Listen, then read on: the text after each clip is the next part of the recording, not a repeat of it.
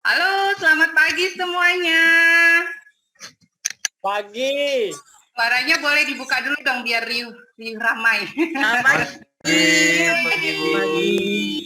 Kalau anak muda sekarang selamat paginya diganti Kak Mei. Wah, gimana tuh Bu? Supaya lebih semangat. Annyeonghaseyo. Annyeonghaseyo. Oke. Ya, selamat pagi teman-teman semuanya. Saya ada sedikit meluruskan sedikit. Saya adalah direktur organisasi. Ya, jadi saya sekarang di kepengurusan sekarang 2019 sampai 2023. Jabatan saya di Special Olympics Indonesia di kepengurusan pusat adalah sebagai direktur organisasi. Dulu saya pernah menjadi acting national director. Itu udah kira-kira 8 tahun yang lalu. Dan saya berkecimpung di Special Olympics Indonesia sudah kurang lebih 15 tahun. Mulai dari menjadi tenaga magang, kemudian karena skripsi saya membahas tentang disabilitas intelektual, tentang sosialisasi, kemudian akhirnya kepincut deh Kak Mei, gabung langsung di Special Olympics Indonesia sebagai relawan, dan akhirnya menjadi staf di kesekretariatan SOINA dan bekerja, kemudian saya sempat resign, dan sekarang masuk lagi di kepengurusan 2019 sampai 2023. Kedua adalah saya mau memperkenalkan partner nanti saya berbicara, karena saya tidak bisa sendirian, saya harus didampingi, karena kita bicara tentang inklusivitas. Yovan Aditya. Ya. Ya. Kenal Yovan dari dia masih unyu-unyu.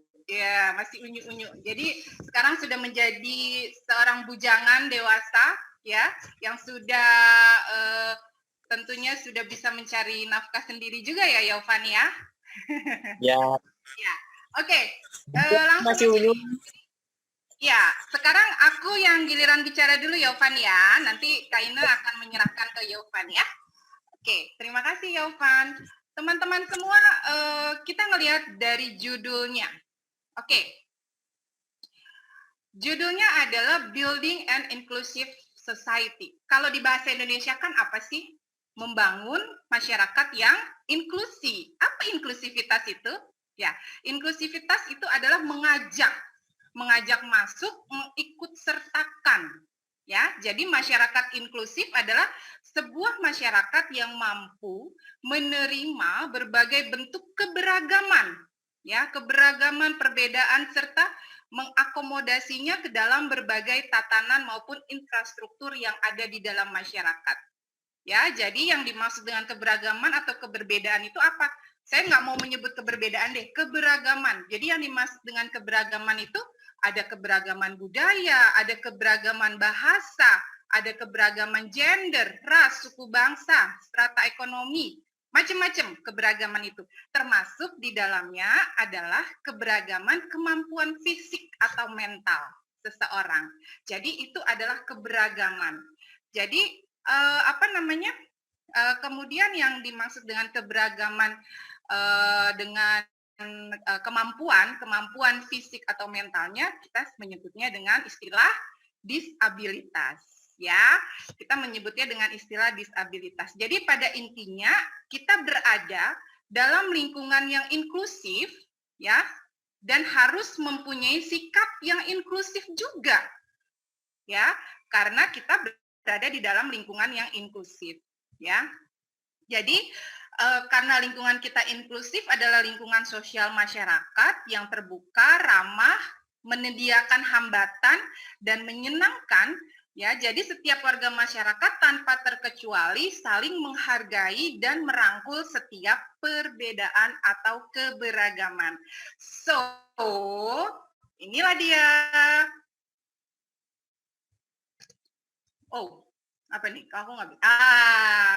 Jadi kenapa kita mengambil tema tersebut karena wadah untuk inklusivitas salah satunya karena kita sebagai institusi sosial ya.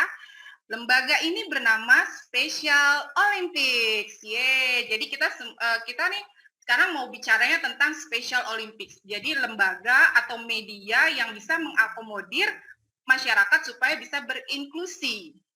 Ya. Jadi apa sih Special Olympics itu? Dan ini siapa ya, teman-teman? Nah, ini adalah pendiri Special Olympics International, Ibu Eunice Kennedy Shriver. Jadi beliau sudah wafat, kemudian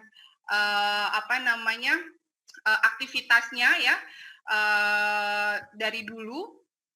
Kalau gini, Eunice Kennedy Shriver ini adalah saudara kandung dari Presiden Amerika Serikat John F. Kennedy Shriver. Nah, Ibu Eunice Kennedy Shriver ini memiliki saudara perempuan yang bernama siapa Yovan? Kok aku lupa ya? Rosemary, yang bernama Rosemary. Ya, jadi Rosemary itu adalah saudara perempuannya Eunice Kennedy Shriver dan Rosemary adalah penyandang disabilitas intelektual. Jadi bagaimana Eunice Kennedy ini melihat keterbatasan Rosemary ini yang menjadi inspirasi untuk mendirikan Special Olympics. Oke? Jadi Special Olympics bermula saat diselenggarakannya olahraga musim panas untuk penyandang disabilitas intelektual di Chicago, Amerika Serikat pada tahun 1968. Jadi banyak banget mereka bikin kegiatan mengumpulkan para disabilitas intelektual untuk pertama-tamanya tuh bikin camp, kemudian bikin kompetisi kecil-kecilan dan mereka berlatih olahraga. Ya, jadi dengan latihan fisik dan aktivitas untuk anak disabilitas intelektual memiliki efek positif yang terbawa di dalam kelas atau sekolahnya Rosemary ini nih. Kemudian Rosemary akhirnya bisa berkembang di tengah-tengah masyarakat dan masyarakat sadar akan adanya keberagaman tentang disabilitas intelektual ini. Gitu. Jadi ini adalah pendiri Special Olympics Internasional, tak kenal maka tak sayang. Jadi ini adalah pendirinya ya, Ibu Eunice Kennedy Shriver. Nah, apa sih penyandang disabilitas itu? Ya, jadi setiap orang yang mengalami keterbatasan fisik, intelektual, mental atau sensorik dalam jangka waktu lama yang dalam berinteraksi dengan lingkungan dapat mengalami hambatan dan kesulitan untuk berpartisipasi secara penuh dan efektif dengan warga negara lainnya berdasarkan kesamaan hak. Kalau bicara masalah hak, itu ada dalam Undang-Undang Nomor 8 Tahun 2016, bicaranya tentang hak dari penyandang disabilitas. Ya, nah, pengertian disabilitas saya merujuk karena kita bicara masalah hak, berarti kita merujuknya pada Undang-Undang Nomor 8 Tahun 2016 tentang penyandang disabilitas. Definisi dari disabilitas intelektual adalah terganggunya fungsi pikir karena tingkat kecerdasan di bawah rata-rata, antara lain lambat belajar, disabilitas grahita, dan Down syndrome. Ya, jadi jelas kita banyak banget deh macam-macam istilah tentang disabilitas intelektual. Ada yang IQ-nya di bawah 70 bilangnya seperti itu, tapi kalau kita bicara tentang hak, berarti kita bicaranya tentang undang-undang. Undang-Undang Nomor 8 Tahun 2016 menyatakan di dalamnya adalah tentang hak untuk berolahraga. Nah, jadi kalau udah kita tahu tentang Special Olympics, kemudian tahu tentang disabilitas, kemudian tahu tentang disabilitas intelektual, merujuk lagi kepada apa itu Special Olympics Indonesia. Jadi, karena Special Olympics itu adalah organisasi internasional yang telah diakui oleh IOC atau International Olympic Committee sebagai satu-satunya olimpiade olahraga khusus bagi penyandang disabilitas intelektual di dunia. Mungkin ini khusus untuk disabilitas intelektual. Mungkin teman-teman yang lain pernah tahu waktu kita adain para games. Nah, itu adalah semua disabilitas, bukan hanya untuk disabilitas intelektual. Itu para game ada organisasinya bernama Paralimpik, ya, IPC International Paralympic Committee. Kemudian masuk ke Indonesia menjadi Paralimpik Indonesia ya. Nah, kalau di kita, karena rujukannya adalah Special Olympic, masuk ke Indonesia menjadi Special Olympics Indonesia. Kapan SOINA? Jadi kita singkatnya itu menjadi SOINA, Special Olympics Indonesia. Bergabungnya itu di tahun 1989, jadi merupakan anggota ke-79. Di seluruh belahan dunia kita menjadi anggota ke-79 ya. Saat ini pengurusnya di tahun 2019 sampai 2023 adalah Bapak Warsito Elwen selaku Ketua Umum. Oke, nah ini janji atlet. Yovan, buka mic-nya. Ya, ini sering sekali Yovan ucapkan. Sering sekali Yovan ucapkan janji atlet ini. Coba Yovan, janji atlet. Janji. Let me win, but if I cannot win, let me be brave in the attempt. Biarkan kami menang, tetapi jika kami tidak menang, berilah kami keberanian untuk mencobanya. Oke. Itu adalah janji atlet. Jadi semua masyarakat penyandang disabilitas intelektual, atlet-atlet yang menjadi atlet SOINA harus memberikan janji atletnya. Biarkan kami menang, tetapi jika kami tidak menang, berilah kami keberanian untuk mencobanya. Jadi pemenang itu bukan yang utama bagi kami, ya. Pemenang itu bukan utama bagi kami, tapi keberanian mereka untuk mencobanya. Itu ya. Ini rencana strategis di organisasi kami. Saya lanjutkan aja ya. Nah, jadi kita itu punya pengurus pusat, kemudian di daerah-daerah ada pengurus provinsi, di tingkat kabupaten kota ada pengurus kabupaten kota, dan di tingkat yang paling bawah itu ada untuk klub-klub. Nah, klub-klub ini kami mengharapkan berdirinya SOINA pada klub-klub ini ada di SLB, kemudian ada juga di klub sekolah inklusi, ya, sekolah normal yang memang sekolah inklusi. Jadi kita akan membangun SOINA Clubs di seluruh provinsi, di seluruh Indonesia dengan SLBC dan juga sekolah normal, dengan sekolah normal inklusi. Ya, ini adalah struktur organisasi kami. Nah, cabang olahraganya apa nih Kak? Gitu. Kalau aku punya kelebihan di ini, bisa nggak Kak? Nih ada cabang olahraganya. Jadi ada sepak bola, bola basket, futsal, voli, bola tangan, boci. Nah, Yovan tuh boci, atlet boci. Boci itu apa sih? Itu loh. Kayak main apa Yovan? Kayak main gundu tapi bolanya besar ya Yovan. Bukan, itu kayak sama kayak bowling tapi bolanya lebih kecil. Seperti bowling tetapi bolanya lebih kecil, tapi ada di outdoor ya, ada di lapangan. Ya, kemudian atletik, renang, bulu tangkis, tenis meja, bowling, senam ritmik, MATP, motor activities training program ya. Ini untuk MATP ini untuk teman-teman disabilitas yang memiliki keterbatasan ganda ya, bisa intelektual dan juga ada daksanya. Kemudian yang atlet itu untuk atlet yang muda, atlet-atlet yang masih usia dini, ya, masih usia dini, belum 8 tahun. Kemudian ada floorball, ada floor hockey, dan juga snow swing. Loh, ini kok ada snow swing? Kok ada snow swing? Emang kita punya musim dingin? Keren banget kan? Di Indonesia tidak ada musim dingin, tapi kita mengadakan kompetisi untuk musim dingin. Indonesia pernah SOINA pernah mengikuti kompetisi musim dingin ini. Waktu saya di kepengurusan yang lalu, bukan yang di 2019 sampai 2023, itu pernah kita ke Idaho. Idaho itu ada waktu itu ada musim dingin dan kita mengikuti kompetisi snow swing. Jadi berjalan pakai sepatunya snow di atas salju. Bayangkan gimana tuh Kak? Ya bisa. Kita bisa. Nggak ada saljunya kan di sini untuk training centernya. Kita pakai aklimatisasinya dengan musim dingin. Jadi kita pergi ke puncak, ke ujung puncak yang suhunya dingin sekali. Oke. Nah, ini Unified Sport. Unified Sport adalah program olahraga khusus yang membawa kebersamaan antara para atlet disabilitas intelektual dengan yang non-disabilitas intelektual dalam satu pertandingan beregu. Jadi unified sport ini apa? Ya olahraga inklusif ya, karena mengikut sertakan yang non disabilitas intelektual gabung ke dalam tim mereka ya, dengan tim yang ID, tim intelektual disabilitas. Nah, ini foto-foto waktu mengikuti World Games, kompetisi dunia. Kita ada Summer Game dan juga ada Winter Game. Ya.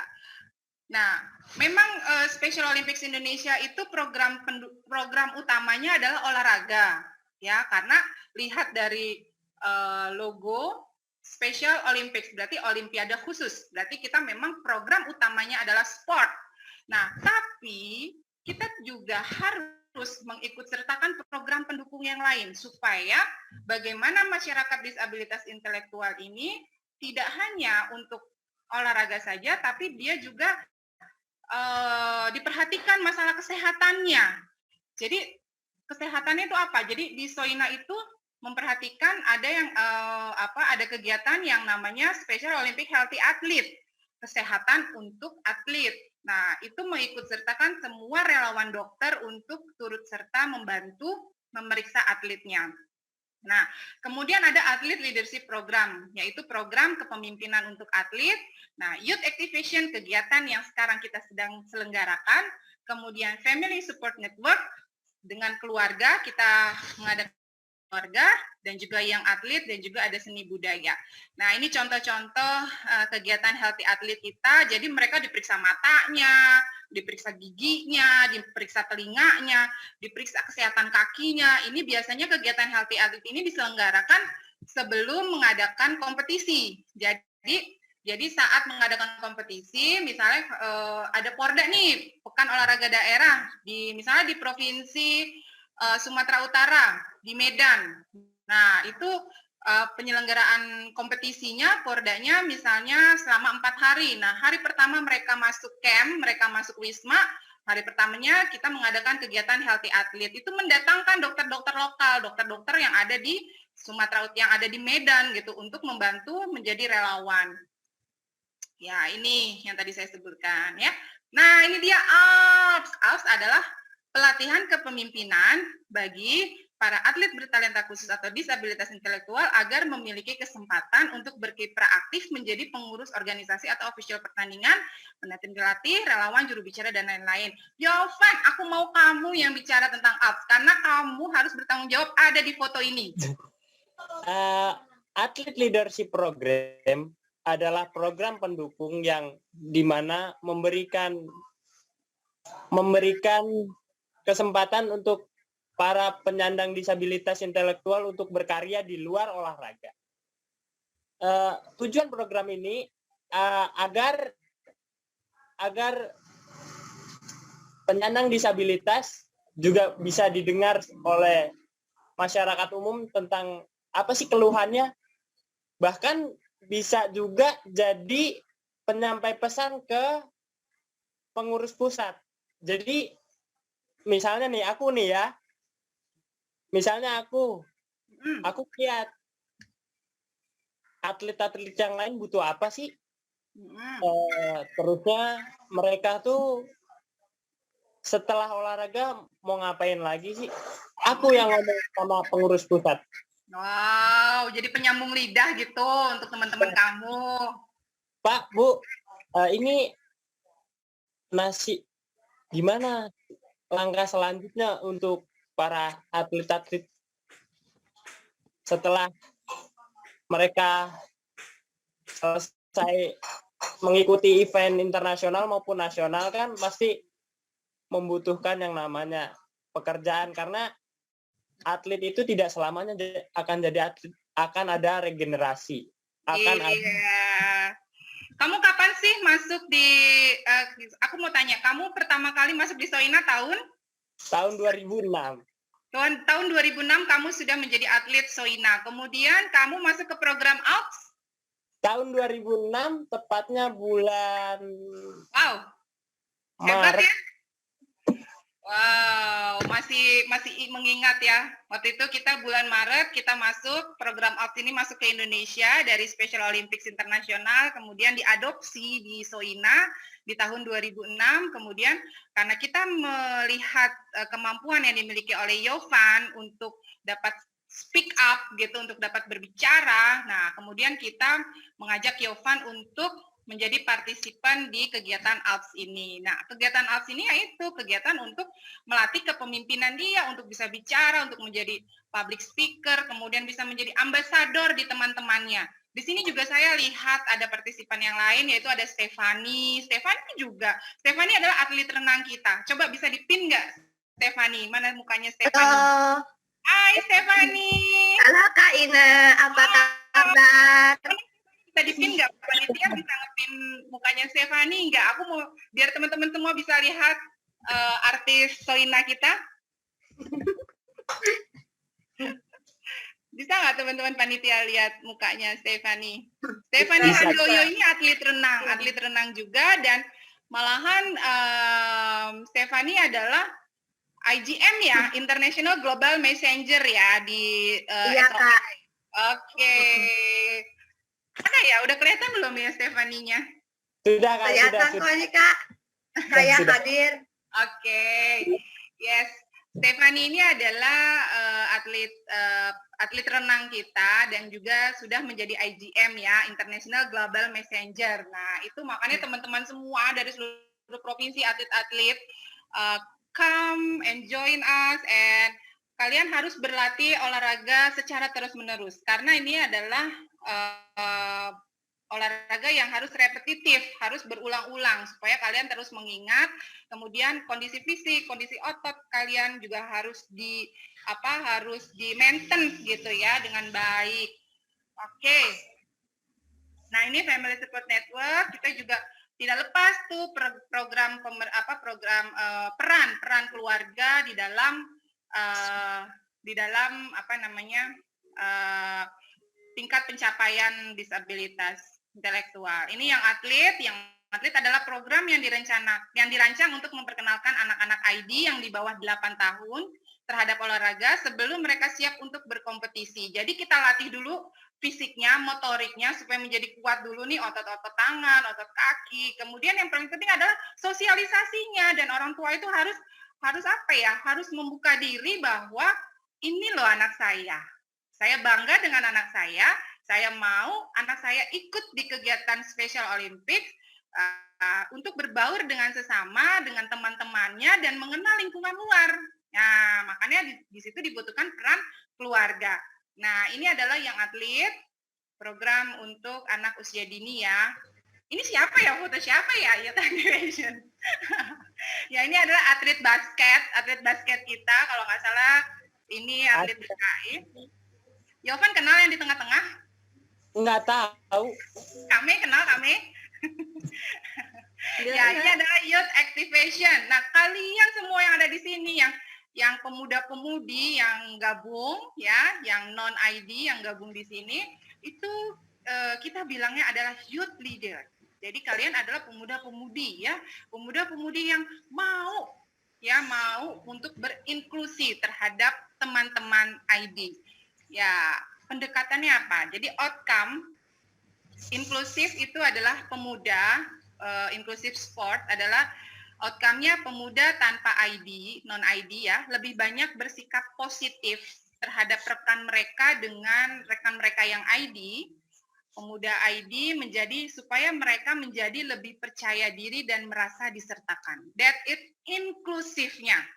Ya, jadi bagaimana pemuda yang non-ID bisa berbaur dengan rekan mereka yang ID supaya menjadi lebih percaya diri dan merasa disertakan, diikut sertakan bahwa saya ini tidak beda dengan kamu, saya sama gitu ya. Nah, leadership advocacy-nya pemuda diberikan kesempatan untuk menyuarakan pendapat mereka. Tadi ya dengan program ALPS segala macam, akhirnya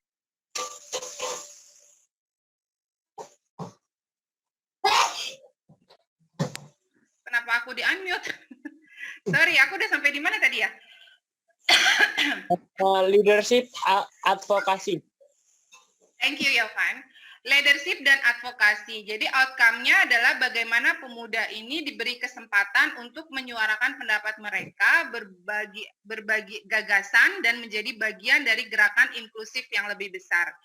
Ya, jadi kalau di kita tuh ya apa ya, kalau istilah zaman now itu apa? Menjadi influencer ya, menjadi influencer untuk teman-teman yang lain supaya bisa menyuarakan pendapatnya mereka. Kemudian whole community involvement, outcome-nya adalah komunitas penerimaan sekolah tercipta, di mana siswa dari semua kemampuan dapat merasa disambut dan disertakan. Itulah makanya kami terus-menerus melakukan advokasi kepada sekolah-sekolah, terutama sekolah-sekolah inklusi ya, bagaimana mereka bisa mengikutsertakan teman-teman yang ID ini. Nah, kami bertujuan untuk memberikan kesempatan yang konsisten bagi kaum muda dengan dan tanpa keterbatasan intelektual untuk terlibat dalam program yang ditawarkan di komunitas dalam bidang olahraga, pendidikan, kesehatan, dan bangunan. Bangunan itu maksudnya komunitasnya itunya ya.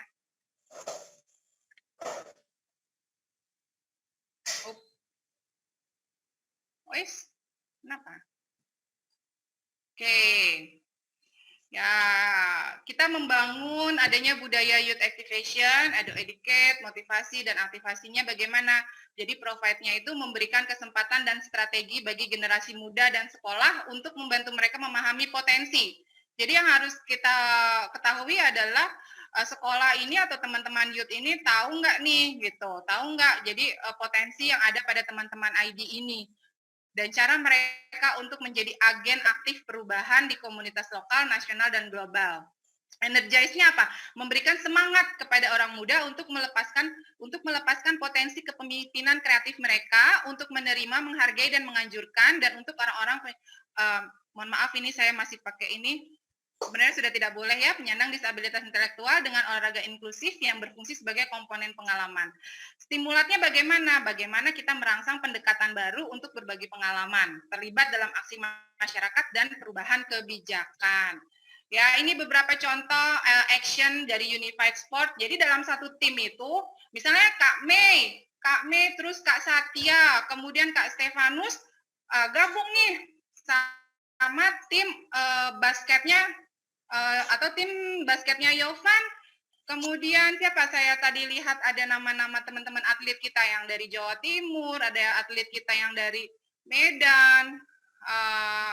Nah, jadi misalnya timnya Yovan bermain bola basket itu timnya kan ada 5 ya. Jadi ada Yovan, ada Ferdi, ada siapa atlet kita, kemudian gabung nih, ada Kak Mei, ada Kak Satya, itu gabung dalam satu tim melawan satu tim yang sama. Ya, melawan satu tim yang sama, di situ ada Stefani, di situ ada siapa teman-teman Yovan semuanya di situ ya. Kemudian ada kemudian ada teman-teman lain yang dari non-ID. Nah, mereka berkompetisi. Jadi itulah yang disebut dengan unified sport ya. Oke. Dansa juga bisa loh, ya nggak sih? Jadi ada Unified Dance and Fitness Party. Itu kalau di Indonesia kita kayaknya belum deh kami. Ayo kita adakan kami Unified Dance kami ya. Boleh, mau banget. Kita adakan Unified Dance. Nah, jadi kita ngedance bareng-bareng, satu partner, satu temennya, satu yang ID, satu yang non ID. Dansa couple ya, couple, kemudian kita dansa sama-sama. Nah, itu bagaimana dilihat dengan inklusivitasnya. Apakah yang non-ID ini bisa berbaur atau bisa menerima mereka gitu ya. Nah, kemudian itu yang sport. Kemudian yang non-sportnya juga ada Respect Inclusive Campaign. Jadi kita melakukan kampanye untuk respect dan inklusif kampanye di sekolah-sekolah. Itu kalau nggak salah sekolah saya, ini sekolah saya nih yang di bawah, nah itu sekolah saya juga pernah sudah berdiri juga sekolah tinggi ilmu administrasinya di Pondok Gede Bekasi. Itu pernah tuh saya minta kunjungan dari, kalau nggak salah Yovan pernah datang ya ke sekolah aku ya, di Pondok Gede. Nah itu jadi bagaimana yang leader ini didampingi dengan atletnya supaya mereka bisa memberikan knowledge. Ya, memberikan knowledge. What is knowledge? Yovan, what is knowledge? Pengetahuan tentang pengetahuan tentang Special Olympics ya.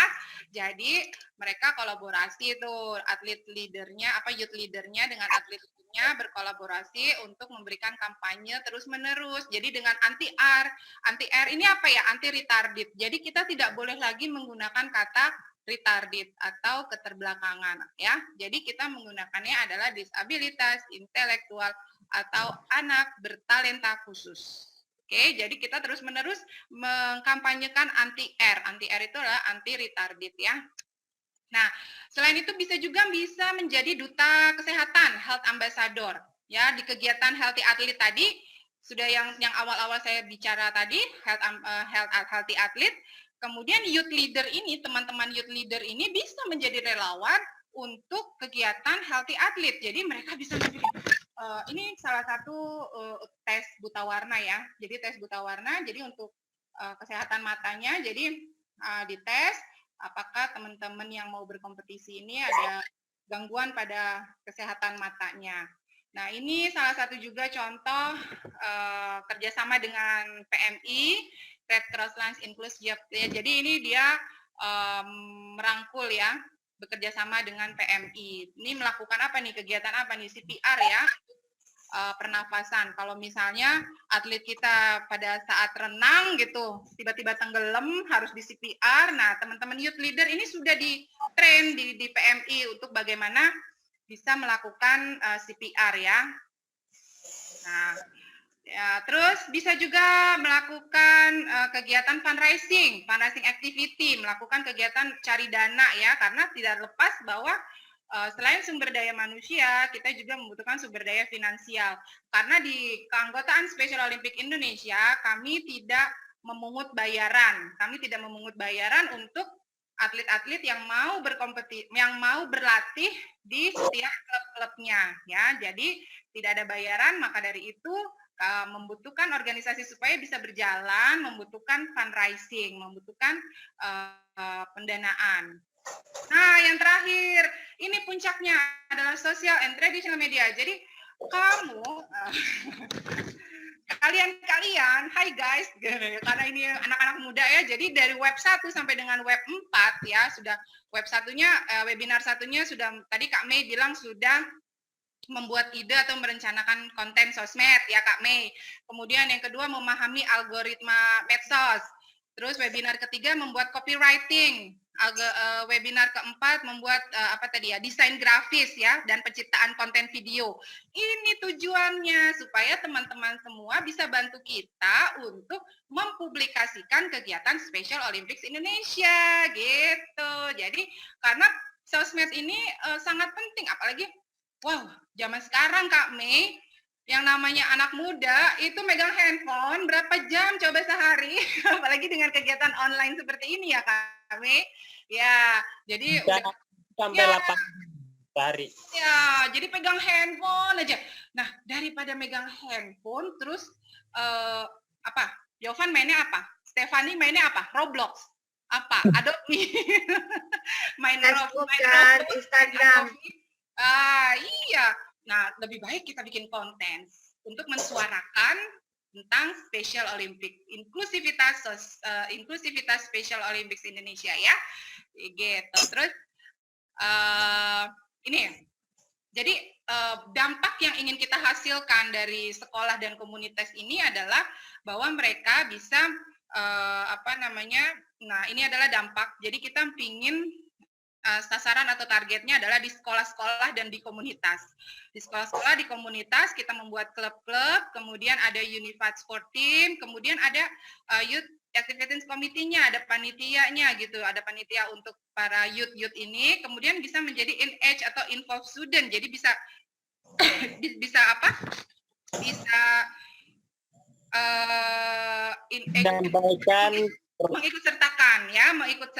mengikut sertakan siswa-siswa yang non ID untuk bisa menjadi atlet. Nah, kemudian di sekolah itu ya tentunya warga sekolah itu adalah semua murid dan juga guru-gurunya. Kemudian ada family and friends, kemudian ada communities, company and government. Nah, tentu tidak lepas gitu, semua dampak ini harus mengikut sertakan juga pemerintah, karena sebagai pemangku kebijakan pemerintah berkewajiban dengan Undang-Undang Nomor 8 Tahun 2016 tersebut berkewajiban untuk mengakomodir hak kita untuk berolahraga, ya. Nah, ini adalah media sosial kita, ada Facebook, ada Twitter, ada Instagram, dan juga ada YouTube. Terima kasih. Kamsahamnida.